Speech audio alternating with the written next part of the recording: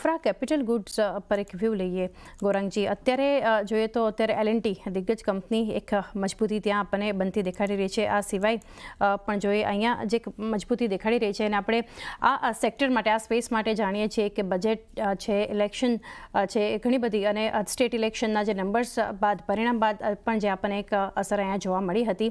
કઈ રીતે તમે સલાહ આપશો ઇન્ફ્રા કેપિટલ ગુડ્સ માટે?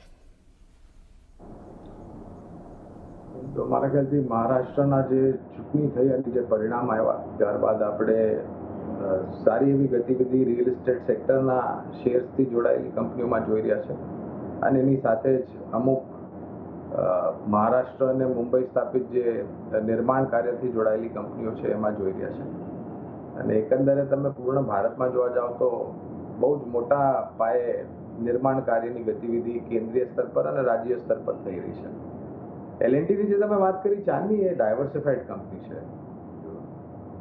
ચારો તરફથી એમને બેલેન્સ શીટ પર યોગદાન આવે છે અને લગભગ 80 વર્ષથી મારા ખ્યાલથી જૂની કંપની છે ભારતમાં સ્થાપિત।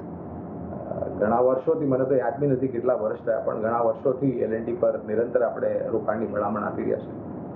એ સિવાય KNR constructions, PNC infra, NCC limited, HG infra and engineering આ બધી જે નિર્માણ કાર્ય ક્ષેત્રથી જોડાયેલી કંપનીઓ છે ત્યાં આગળ બી પાયાના મતે ખરીદારીની ભલામણ છે। આ ક્ષેત્રમાં એક તમારે સાવધાની એ રાખવી જોઈએ કે ઘણી બધી કંપનીઓ એવી છે જે નબળી છે જેના માત્ર ભાવ જોઈને તમે રોકાણ નહીં કરો, કંપનીની બેલેન્સ શીટ અને કંપનીનું કામકાજ અને ભવિષ્ય જોઈને તમે રોકાણ કરો। એક વ્યૂ પણ તો ઓવરઓલ આ સ્પેસ માટે આપણે બનતો જોઈ રહ્યા છીએ ઇન્ફ્રા કેપિટલ ગુડ્સ કંપનીઓ માટે। એ સાથે જ ગૌરાંગ